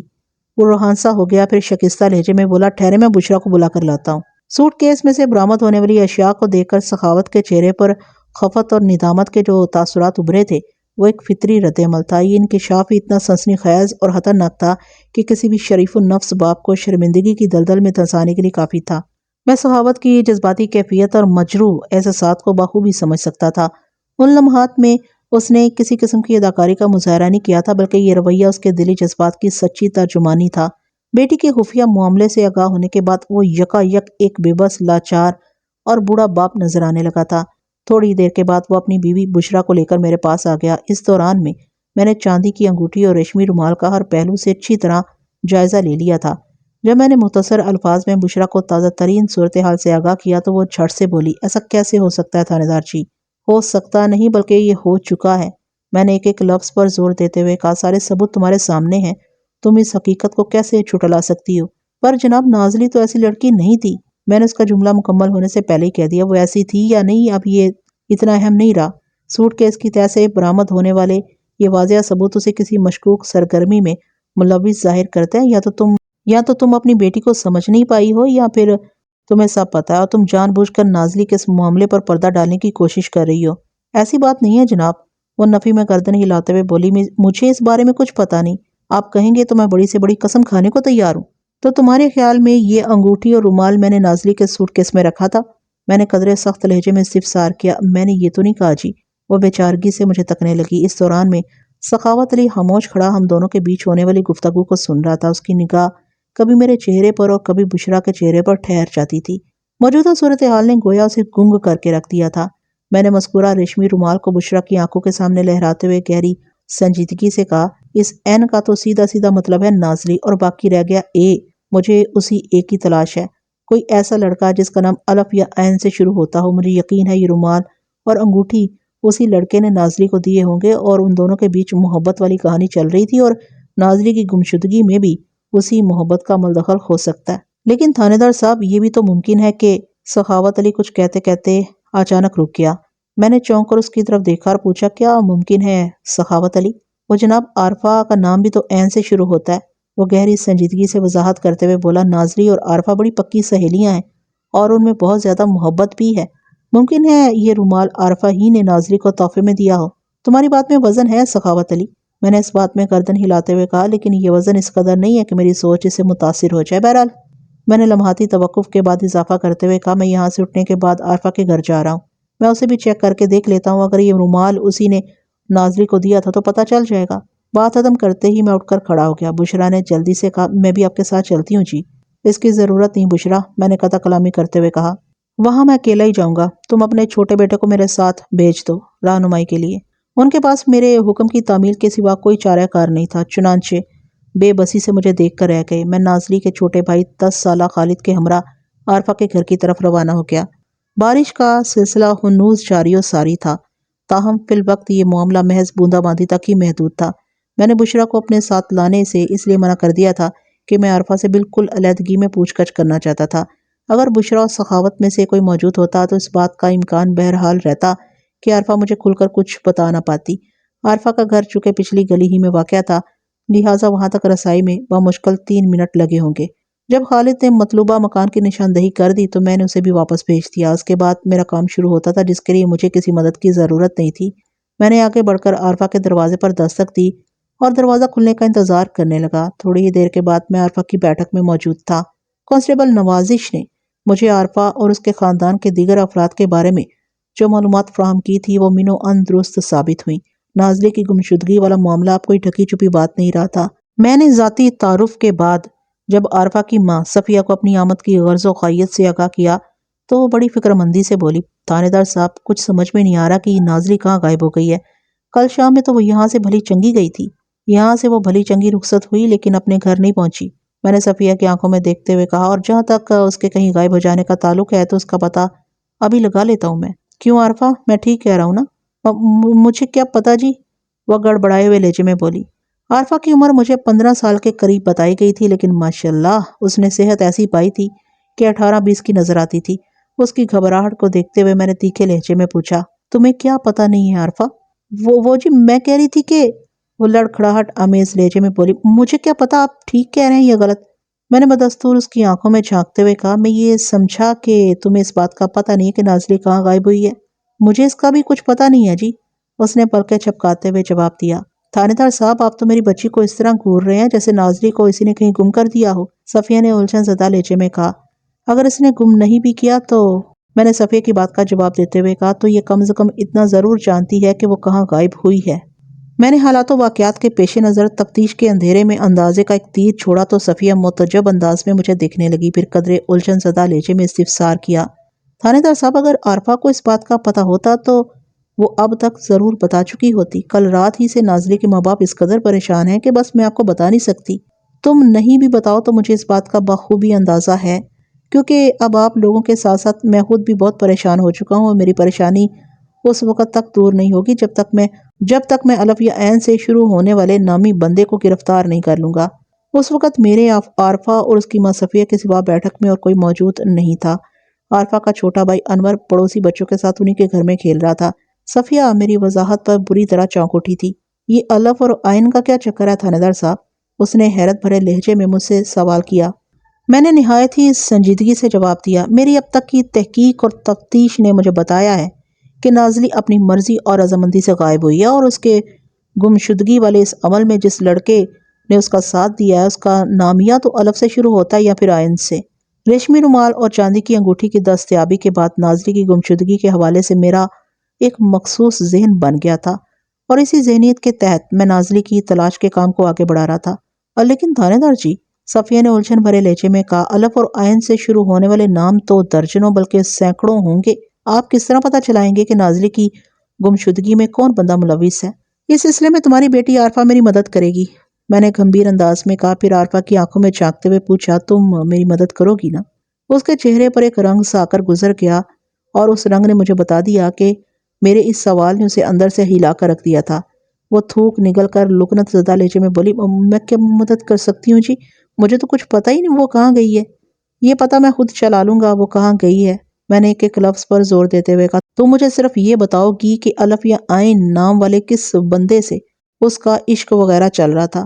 عارفہ کے چہرے پر خوف کی پرچھائیاں پھیل گئیں، جس سے مجھے یہ سمجھنے میں دیر نہ لگی کہ میرے اندازے کے مطابق وہ نازلی کی گمشدگی کے بارے میں بہت کچھ جانتی تھی۔ اس کے چہرے کے تاثرات چیخ چیخ کر اس امر کی گواہی دے رہے تھے کہ دال میں کچھ نہیں بلکہ بہت کچھ کالا ہے۔ صفیہ نے بے حد گھبرائی ہوئی آواز میں پوچھا، تھانے دار جی، آپ تو اس طرح بات کر رہے ہیں جیسے نازلی کی گمشدگی کے اس سلسلے میں کوئی بہت ہی مضبوط ثبوت آپ کے ہاتھ لگ گیا ہو۔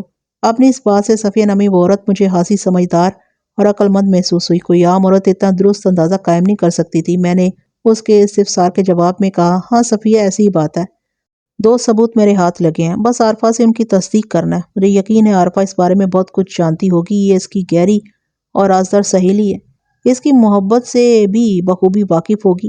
عارفہ کے تعاون سے میرا کام آسان ہو جائے گا، اس کے بعد میں پہلی فرصت میں نازلی کو ڈھونڈ نکالوں گا۔ کون سے 2 ثبوت؟ صفیہ اور عارفہ نے بیک زبان پوچھا۔ میں نے سرے دست ان کے اس سنسنی خیز سوال کا جواب دینا ضروری نہ سمجھا اور براہ راست عارفہ کی آنکھوں میں دیکھتے ہوئے پوچھا، کیا یہ بات درست ہے کہ کل شام میں مغرب کی اذان سے چند لمحے پہلے گمشدہ نازلی تم سے ملنے یہاں آئی تھی؟ جی ہاں، وہ آئی تھی، عارفہ کے بجائے صفیہ نے تصدیقی انداز میں جواب دیا۔ صفیہ بی بی، میں نے تنبیہی لہجے میں کہا، جب تک میں تم سے کوئی سوال نہ کروں تم بالکل خاموش بیٹھی رہو گی، ٹھیک ہے نا؟ جی ٹھیک ہے، وہ جلدی سے اس بات میں گردن ہلاتے ہوئے بولی، اب میں چپ رہوں گی تھانے دار صاحب۔ شاباش، میں نے ستائشی نظر سے اس کی طرف دیکھا، تم ایک تجربے کار اور بردبار عورت ہو، مجھے تم سے ایسی ہی عقل مندی کے مظاہرے کی توقع تھی۔ تمہاری والدہ نے اس بات کی تصدیق تو کر دی ہے کہ گزشتہ شام نازلی تم سے ملنے کے لیے یہاں آئی تھی۔ اب تم مجھے یہ بتاؤ گی کیا وہ خود ہی تمہارے گھر آئی تھی یا تم نے خاص طور پر اسے بلایا تھا؟ اس سوال کا جواب مجھے پہلے سے معلوم تھا، لیکن پھر بھی میں عارفہ کی زبان سے اس کی تصدیق یا تردید چاہتا تھا، کیونکہ آگے آنے والے بیشتر سوالات کا دار و مدار اسی تصدیق یا تردید پر تھا۔ عارفہ نے اس بات میں سر ہلایا اور کہا، جی ہاں، وہ میرے بلانے پر ہی یہاں آئی تھی۔ کیا تم نے اسے کسی خاص کام سے بلایا تھا؟ میں نے پوچھا۔ اس نے جواب دیا، جی ہاں۔ کس کام سے؟ میں نے سوالات کے سلسلے کو آگے بڑھایا۔ وہ جی، میں سرہانے کا غلاف کاٹ رہی تھی، وہ وضاحت کرتے ہوئے بولی۔ کوئی نیا ڈیزائن سمجھ میں نہیں آ رہا تھا، سوچا کہ نازلی سے مشورہ کر لوں۔ میں نے اسی مقصد سے اسے اپنے پاس بلایا تھا۔ تمہاری بات سے اندازہ ہوتا ہے کہ نازلی کو سلائی کڑھائی کا بڑا تجربہ تھا۔ جی ہاں، وہ امور خانہ داری کی بہت ماہر ہے۔ لفظ کڑھائی سے میرا ذہن فوراً اس ریشمی رومال کی جانب چلا گیا تھا جو گمشدہ نازلی کے سوٹ کیس میں سے برآمد ہوا تھا۔ میں نے سخاوت علی کے گھر سے نکلتے وقت چاندی کی انگوٹھی اور ریشمی رومال اپنی جیب میں رکھ لیا تھا۔ عارفہ، میں نے اسے مخاطب کرتے ہوئے گہری سنجیدگی سے کہا، جو لوگ کسی بھی ہنر کے ماہر ہوتے ہیں ان کے کام کا اپنا ایک مخصوص انداز ہوتا ہے جو سینکڑوں ہزاروں لوگوں کے کاموں میں بالکل الگ پہچانا جا سکتا ہے۔ کیا نازلی کی کڑھائی کا بھی اپنا ایک منفرد انداز ہے؟ جی ہاں، بالکل ہے، اس نے اس بات میں جواب دیا۔ ہمارے محلے میں نازلی سے زیادہ صاف کڑھائی اور کوئی لڑکی کر ہی نہیں سکتی۔ گویا تم نازلی کے ہاتھ کے کام کو دور ہی سے دیکھ کر پہچان سکتی ہو، اس نے اس بات میں جواب دیا۔ میں نے فی الحال سوالات کے زاویے کو تھوڑا سا تبدیل کر دیا اور اس کی آنکھوں میں دیکھتے ہوئے پوچھا، سچ سچ بتاؤ عارفہ، نازلی کا کس لڑکے کے ساتھ چکر چل رہا تھا؟ وہ بہت گھبرا گئی۔ مجھے کچھ پتا نہیں جی۔ اس کا مطلب ہے شرافت کی زبان تمہاری سمجھ میں نہیں آئے گی، میں نے ہاتھ سے خطرناک انداز میں کہا۔ باقی کی پوچھ گچھ کے لیے تمہیں اپنے ساتھ تھانے لے کر جانا پڑے گا۔ عارفہ سہمی ہوئی نظر سے اپنی ماں کو تکنے لگی۔ صفیہ مجھ سے مخاطب ہوتے ہوئے بولی، تھانے دار صاحب، آپ عارفہ کی صحت پر نہ جائیں، میری بچی بہت ہی حساس اور دل کی کمزور ہے۔ آپ کی خوفناک باتیں کہیں اس کے دماغ پر کوئی الٹا اثر نہ کر دیں۔ مجھے تو کوئی شوق نہیں ہے اسے تھانے لے کر جانے کا، میں نے جذبات سے آری لہجے میں کہا، لیکن اگر یہ مجھ سے تعاون نہیں کرے گی تو پھر مجھے مجبوراً یہ قدم تو اٹھانا ہی پڑے گا۔ آپ کو کس بنا پر یقین ہے کہ نازلی کا کسی لڑکے سے کوئی چکر تھا؟ صفیہ نے ٹھہرے ہوئے لہجے میں مجھ سے پوچھا۔ اور یہ کہ عارفہ ان کے چکر سے بھی واقف ہے؟ میں نے تھوڑی دیر پہلے 2 ٹھوس ثبوت ہاتھ لگنے کی بات کی تھی، میں نے اپنی جیب میں ہاتھ ڈالتے ہوئے کہا۔ انہی ثبوت کی بنا پر میں دعوے سے کہہ سکتا ہوں کہ نازلی کسی ایسے لڑکے کی محبت میں گرفتار تھی جس کا نام الف یا عین سے شروع ہوتا ہے۔ سخاوت اور اس کی گھر والی نے اس سلسلے میں کیا بتایا؟ صفیہ نے ایک اہم سوال کیا۔ انہوں نے اس معاملے میں اپنی لا علمی کا اظہار کیا ہے، میں نے صاف کوئی سے کام لیتے ہوئے کہا، اس لیے نازلی کی رازدار سہیلی سے معلومات حاصل کرنے میں یہاں پہنچا ہوں۔ کیا وہ دونوں ٹھوس ثبوت آپ مجھے دکھا سکتے ہیں؟ صفیہ نے پوچھا۔ بالکل دکھا سکتا ہوں، یہ کہتے ہوئے میں اپنی جیب میں سے چاندی کی انگوٹھی نکال لی، پھر اسے صفیہ کی جانب بڑھاتے ہوئے کہا، یہ مجھے نازلی کے سوٹ کیس میں سے ملی ہے۔ صفیہ نے مذکورہ انگوٹھی کو اپنے ہاتھ میں لے کر گھما پھرا کر دیکھا، پھر نفی میں گردن ہلاتے ہوئے بولی، مجھے تو یہ انگوٹھی نازلی کے ہاتھ میں کبھی نظر نہیں آئی۔ خفیہ محبت کی نشانیوں کو استعمال میں نہیں لایا جاتا صفیہ بی بی، میں نے ایک لفظ پر زور دیتے ہوئے کہا، ورنہ محبت کا بھانڈا پھوٹ جاتا ہے۔ میرے اس تبصرے پر صفیہ نے سوالیہ نظر سے اپنی بیٹی کی طرف دیکھا اور پوچھا، تم نے کبھی اس انگوٹھی کو نازلی کے پاس دیکھا تھا؟ وہ ہچکچا کر خاموش ہو گئی۔ عارفہ، میں نے سخت لہجے میں اسے مخاطب کیا، بالکل واضح جواب دو، ہاں یا نہ۔ جی، مجھے یاد آ رہا ہے کہ نازلی نے ایک بار مجھے یہ انگوٹھی دکھائی تو تھی، وہ پرسوچ انداز میں بولی، لیکن اب یہ یاد نہیں کہ اس انگوٹھی کے حوالے سے اس نے مجھے بتایا کیا تھا۔ عارفہ کا لہجہ اور انداز اس بات کی چگلی کھا رہا تھا کہ وہ دیدہ دانستہ اپنی سہیلی کے معاملے کو چھپانے کی کوشش کر رہی تھی، لیکن اب میں اسے آسانی سے فرار کی اجازت نہیں دے سکتا تھا۔ یادداشت کو واپس لانے کا فارمولہ بھی ہے میرے پاس۔ میں نے دوسری جیب میں ہاتھ ڈال کر طے شدہ ریشمی رومال نکال لیا، اسے عارفہ کی جانب بڑھاتے ہوئے کہا، اسے کھول کر دیکھو۔ یہ کیا ہے جی؟ اس نے ہچکچاہٹ آمیز انداز میں وہ طے شدہ رومال میرے ہاتھ سے لے لیا۔ کھول کر دیکھو گی تو 15واں طبق روشن ہو جائے گا، میں نے معنی خیز انداز میں کہا۔ اس میں دور دراز گئی ہوئی یادداشت کو واپس لانے کا فارمولہ بند ہے۔ صفیہ الجھن زدہ نظر سے کبھی مجھے اور کبھی اپنی بیٹی عارفہ کو دیکھ رہی تھی، تاہم میری ہدایت کا خیال رکھتے ہوئے اس نے ہمارے بیچ کسی قسم کی مداخلت کی کوشش نہیں کی تھی۔ عارفہ نے جیسے ہی ریشمی رومال کھول کر دیکھا، اسے ایک جھٹکا سا لگا۔ مجھے یہ اندازہ قائم کرنے میں ذرا سی بھی مشکل پیش نہ آئی کہ وہ اس سے پہلے بھی مذکورہ رومال کو دیکھ چکی تھی۔ میں نے اس کی آنکھوں اور چہرے پر شناسائی کے بڑے واضح آثار ابھرتے دیکھے تھے۔ یادداشت واپس آ گئی یا تھانے چلیں عارفہ؟ میں نے سرسراتی ہوئی آواز میں کہا۔ اس رومال میں ہے کیا جی؟ ذرا مجھے بھی تو پتا چلے۔ صفیہ کی تشویش میں ڈوبی ہوئی آواز ابھری۔ وہ ایک ایسے زاویے پر بیٹھی ہوئی تھی کہ عارفہ کے ہاتھ میں موجود رومال کو پوری تفصیل کے ساتھ دیکھ نہیں سکتی تھی۔ تھانے کے ذکر پر اس کی پریشانی ہوا سے باتیں کرنے لگی تھی۔ میں نے اس کی تشویش کو نظر انداز کرتے ہوئے عارفہ سے کہا، تم تو نازلی کے ہاتھ کی کڑھائی کو دیکھتے ہی پہچان لینے کی دعوے دار ہو۔ اس رومال پر جو کام ہوا ہے اس کے بارے میں تمہارا کیا خیال ہے؟ میں نے لمحاتی توقف کے بعد بڑے سنگین الفاظ میں اضافہ کیا، عارفہ میں تمہیں سچ بولنے کا آخری موقع دے رہا ہوں، اگر تم نے کوئی گڑبڑ کی تو پھر سمجھ لو میں سختی کرنے پر مجبور ہو جاؤں گا۔ جی، میں نے پہچان لی ہے، وہ اقرار میں گردن ہلاتے ہوئے بولی، یہ کڑھائی نازلی ہی کے ہاتھ کی ہے۔ نازلی نے یہ رومال کس کے لیے کاڑا تھا؟ میں نے پوچھا۔ وہ ہچکچا کر دائیں بائیں ہونے کا ارادہ کر ہی رہی تھی کہ میں نے سخت لہجے میں کہا، کوئی گڑبڑ نہیں عارفہ، میں جانتا ہوں تم نے اس کڑھائی ہی کو نہیں بلکہ رومال کو بھی پہچان لیا۔ تم اس رومال کو نازلی کے پاس پہلے بھی دیکھ چکی ہو، میں ٹھیک کہہ رہا ہوں نا؟ وہ اقراری لہجے میں بولی۔ نازلی نے یہ رومال مجھے دکھایا تھا، اور وہ چاندی کی زنانہ انگوٹھی وہ بھی۔ آپ جلدی سے یہ بھی بتا دو کہ چاندی کی انگوٹھی کس نے نازلی کو دی تھی؟ میں نے کہا، اور نازلی نے یہ ریشمی رومال کس کو دینے کے لیے کاڑا تھا؟ صفیہ بڑی دیر سے الجھن زدہ سوالیہ نظر سے مجھے دیکھے جا رہی تھی۔ میں نے اس کی تسلی کے لیے نہایت ہی مختصر الفاظ میں ریشمی رومال اور چاندی کی انگوٹھی کے بارے میں بتا دیا۔ میں نے 2 دل اور انگریزی حروف NA کی بھی وضاحت کر دی۔ اس نے میری بات پوری توجہ سے سنی اور میرے خاموش ہونے پر عارفہ کی طرف دیکھتے ہوئے تحکمانہ انداز میں بولی، عارفہ، تمہیں جو کچھ پتا ہے صاف صاف تھانے دار جی کو بتا دو، ورنہ یہ تو تمہیں بعد میں تھانے لے کر جائیں گے، میں ابھی سے تمہیں کوٹنا شروع کر دوں گی۔ اس بدبخت نازلی نے تمہیں کن چکروں میں ڈال رکھا ہے؟ حقیقت حال سے واقفیت کے بعد صفیہ بڑے جلال میں آ گئی تھی، اور اس کے اس رویے سے میرا کام خاصا آسان ہو گیا تھا۔ جب دونوں جانب سے چڑھائی دیکھی تو عارفہ کی ہمت جواب دے گئی اور اسے اقرار کرتے ہی بنی۔ اس لڑکے کا نام ہے اسلم، وہ سرسراتی ہوئی آواز میں بولی، لیکن سب اسے بھولا کہتے ہیں۔ بھولا؟ صفیہ نے الجھن زدہ نظر سے عارفہ کی طرف دیکھا۔ یہ کون ہے؟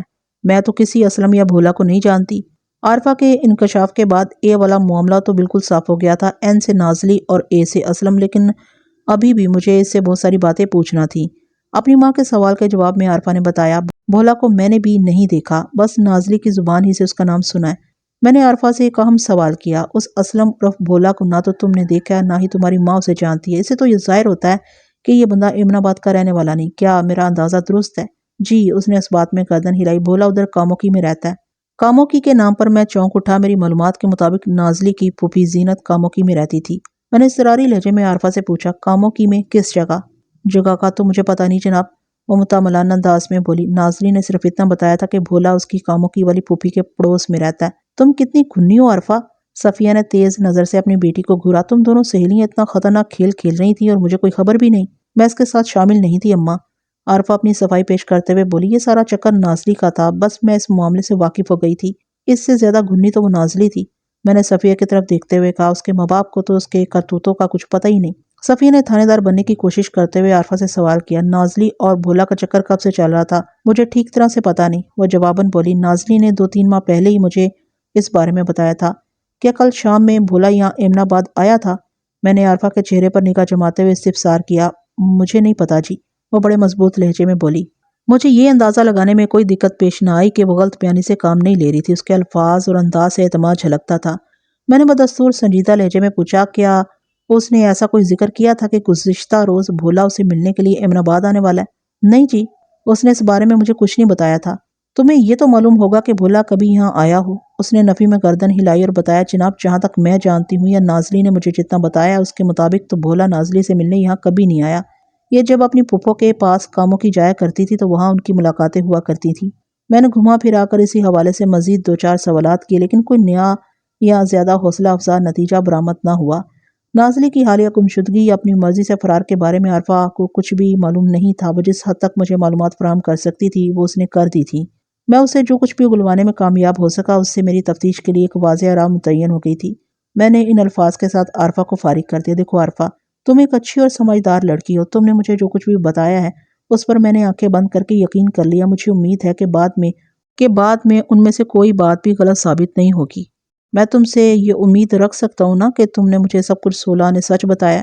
جی ہاں، میں نے آپ سے ایک ذرا سا بھی جھوٹ نہیں بولا، وہ میری آنکھوں میں دیکھتے ہوئے بولی۔ آپ کو یقین نہیں آ رہا تو میں بڑی سے بڑی قسم کھانے کو تیار ہوں۔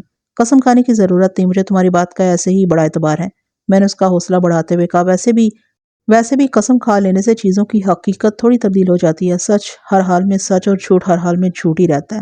یہ تو آپ بالکل ٹھیک کہہ رہے ہیں تھانے دار صاحب، صفیہ گہری سانس خارج کرتے ہوئے تائیدی انداز میں بولی۔ مجھے زندگی میں بارہا اس حقیقت کا تجربہ ہوا ہے۔ میں نے اس تعاون پر ان ماں بیٹی کا شکریہ ادا کیا اور وہاں سے اٹھ کر دوبارہ گم شدہ نازلی کے گھر آ گیا۔ دوپہر کے بعد کانسٹیبل نوازش واپس آ گیا۔ وہ لنگڑے جمعہ کے بارے میں سنسنی خیز تحقیق کر کے لوٹا تھا۔ اس نے پورے ایمن آباد میں گھوم پھر کر اور مختلف لوگوں سے پوچھ گچھ کر کے یہ معلوم کر لیا تھا کہ گزشتہ شام وہ کانا گھوڑا سوار جمال الدین عرف جمعہ مجھ سے ملاقات کے بعد کس طرف گیا تھا۔ نوازش کے انکشاف نے اس کیس کی ایک واضح شکل نکال دی تھی۔ اس کے مطابق وہ کانا جمعہ اپنے گھوڑے پر سوار کاموکی کی جانب کیا تھا۔ میں نے صفیہ کے گھر سے اٹھ کر سخاوت علی اور بشرا سے دوبارہ ملاقات کی تھی اور انہیں نازلی کے مصدقہ کارنامے سے بھی آگاہ کیا تھا۔ پہلے تو وہ لوگ اس بات کو ماننے کے لیے تیار نہیں تھے کہ نازلی کا کوئی ایسا ویسا چکر بھی ہو سکتا ہے، لیکن چاندی کی انگوٹھی، ریشمی رومال اور سب سے بڑھ کر عارفہ کی گواہی کے آگے وہ زیادہ دیر تک مزاحمت نہ کر سکے، اور یہ کہہ کر انہوں نے خاموشی اختیار کر لی کہ خدا گواہ ہے ہمیں نازلی کے اس معاملے کی کوئی خبر نہیں۔ میں نے ان سے کاموکی والے اسلم عرف بھولا کے بارے میں بھی استفسار کیا۔ انہوں نے تسلیم کیا کہ سخاوت کی چھوٹی بہن زینت کے پڑوس میں اللہ دتا اور رحمت بی بی کا گھر ہے۔ اللہ دتا کے لڑکے کا نام بھولا ہی تھا۔ گویا عارفہ کے انکشاف کی تصدیق ہو گئی، لیکن اس سلسلے کی کڑی ابھی تک میرے ذہن میں چبھن پیدا کر رہی تھی۔ سخاوت اور بشرا نے اسلم عرف بھولا کا جو حلیہ اور وضاحت بیان کی تھی وہ جمعہ سے قطعی مختلف تھی۔ اس کا واضح طور پر ایک ہی مطلب تھا کہ کانا جمعہ اور بھولا دو بالکل مختلف اور الگ کردار تھے، اور عین ممکن تھا یہ دونوں آپس میں دوست ہوں، اور یہ بھی ہو سکتا تھا ان میں شدید نوعیت کی دشمنی ہو۔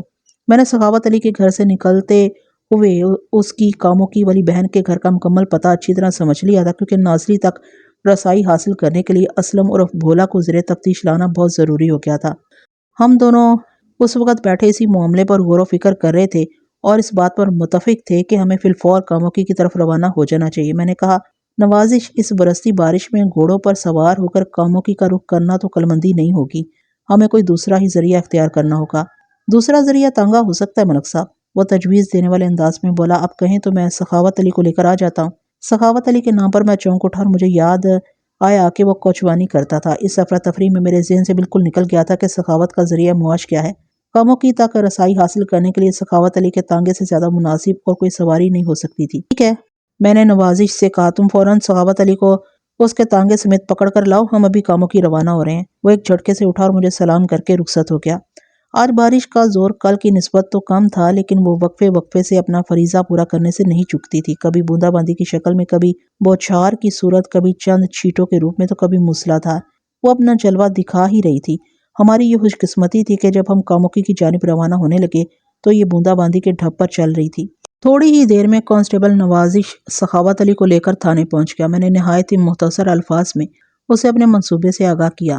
وہ بیٹی کی گمشدگی کے غم میں نڈھال ہو رہا تھا اور جلد از جلد اس کی بازیابی کا خواہاں تھا، لہٰذا میری بات فوراً اس کی سمجھ میں آ گئی۔ پھر 5 منٹ کے بعد ہی ہم تینوں تانگے میں بیٹھ کر کاموکی کی جانب روانہ ہو گئے۔ سخاوت کوچوان اور کانسٹیبل نوازش اگلی سیٹ پر تھے اور میں عقبی نشست پر براچمان تھا۔ لگ بھگ آدھے گھنٹے کے بعد ہم بخیر و عافیت کاموکی پہنچ گئے۔ ہم سیدھے سخاوت کی بہن زینت کے گھر گئے اور انہیں تازہ ترین صورتحال سے آگاہ کیا۔ یہ سن کر سب کو سخت افسوس ہوا کہ نازلی کہیں غائب ہو گئی تھی۔ میں نے خاص طور پر زینت کی 2 بڑی بیٹیوں سے پوچھ گچھ کی۔ موضوع تفتیش نازلی اور بھولا کا باہمی معاملہ ہی تھا۔ یہ ممکن نہیں تھا کہ ان میں سے کوئی اس چکر سے واقف نہ ہو، اگر واقعی یہ کوئی چکر تھا تو۔ تھوڑی سی محنت کے بعد مجھے اپنے مقصد میں کامیابی حاصل ہو گئی۔ میں اٹھا اور بھولا کے گھر کا دروازہ کھٹکھٹا ڈالا۔ زینت اور اللہ دتا کے گھروں کے دروازے پہلو با پہلو تھے۔ اس وقت میرے ساتھ نوازش بھی تھا، ہم دونوں پولیس کی یونیفارم میں تھے۔ سخاوت علی کو ہم نے گھر کے اندر ہی چھوڑ دیا تھا۔ دروازہ اسلم عرف بھولا کی ماں رحمت بی بی نے کھولا۔ وہ اس وقت گھر میں اکیلی ہی تھی۔ بعد ازاں مجھے معلوم ہوا کہ بھولا ان میاں بی بی کی اکلوتی اولاد تھا۔ 2 پولیس والوں کو اپنے سامنے دیکھ کر رحمت بی بی گھبرا گئی۔ گھر کے اندر پہنچ کر جب میں نے اسے اپنی آمد کی غرض و غایت سے آگاہ کیا تو اس کی گھبراہٹ وحشت میں بدل گئی۔ وہ بڑی تیزی سے نفی میں گردن ہلاتے ہوئے بولی، بھولا تو بہت ہی بیبا بچہ جی، وہ ایسا کام نہیں کر سکتا، آپ کو کوئی مغالطہ ہوا ہے۔ وہ کتنا بھولا اور بیبا ہے اس بات کا پتہ تو اس وقت چلے گا جب وہ میرے ہاتھ آئے گا۔ میں نے سخت لہجے میں کہا، تم مجھے صرف اتنا بتاؤ کہ وہ اس وقت ہے کہاں؟ وہ تو جی کل صبح سے لاہور گیا ہوا ہے۔ وہ پریشانی سے بولی، 2-3 دن کے بعد واپس آئے گا۔ بھولا کا کاموکی میں موجود نہ ہونا بھی اس امر پر دلالت کرتا تھا کہ نازلی کی گمشدگی میں سراسر اسی کا ہاتھ ہو سکتا ہے۔ میں نے کڑے لہجے میں رحمت بی بی سے پوچھا، وہ لاہور کیا کرنے گیا؟ اپنے کسی دوست سے ملنے گیا جی۔ لاہور میں اس کا دوست کس جگہ رہتا ہے؟ مجھے نہیں پتا جی، وہ اپنے باپ کو بتا کر گیا ہے۔ اللہ دیتا اس وقت کہاں ملے گا؟ میں نے بھولا کے باپ کے بارے میں پوچھا۔ وہ منڈی میں ہے جی، رحمت بی بی نے بتایا، شام کو ہی واپس آئے گا۔ اللہ دیتا کاموکی کی غلہ منڈی میں کام کرتا تھا۔ میں نے رحمت بی بی کے ساتھ مزید وقت صرف کرنا مناسب نہ جانا اور نوازش علی کو ساتھ لے کر غلہ منڈی پہنچ گیا۔ اس جانب کا رخ کرتے وقت میں نے سخاوت علی کو سختی سے ہدایت کر دی تھی کہ جب تک میں واپس نہ ہوں وہ اپنی بہن کے گھر میں رک کر میرا انتظار کرے گا۔ غلہ منڈی کاموکی پہنچ کر میں نے اس آڑتی کی دکان تلاش کی جہاں اللہ دیتا کام کرتا تھا۔ مذکورہ آڑتی کا نام شوکت حسین تھا۔ تھوڑی دیر کے بعد میں شوکت حسین آڑتی کی دکان پر اللہ دیتا کے روبرو تھا۔ میری بات سن کر اللہ دیتا پریشان ہو گیا اور حیرت بھرے لہجے میں بولا، مجھے تو یقین نہیں آ رہا جناب، تمہاری یقینی اور بے یقینی کا فیصلہ انشاءاللہ آج ہی تاریخ میں ہو جائے گا اللہ دیتا۔ میں نے سنسناتے ہوئے لہجے میں کہا، ہم ابھی اور اسی وقت بھولا کی تلاش میں لاہور روانہ ہو رہے ہیں اور تم بھی ہمارے ساتھ چلو گے۔ تم ہی ہمیں بھولا کے دوست کے گھر تک پہنچاؤ گے، میری بات سمجھ رہے ہو نا؟ جی سمجھ رہا ہوں۔ وہ بیچارگی سے اس بات میں گردن ہلاتے ہوئے بولا۔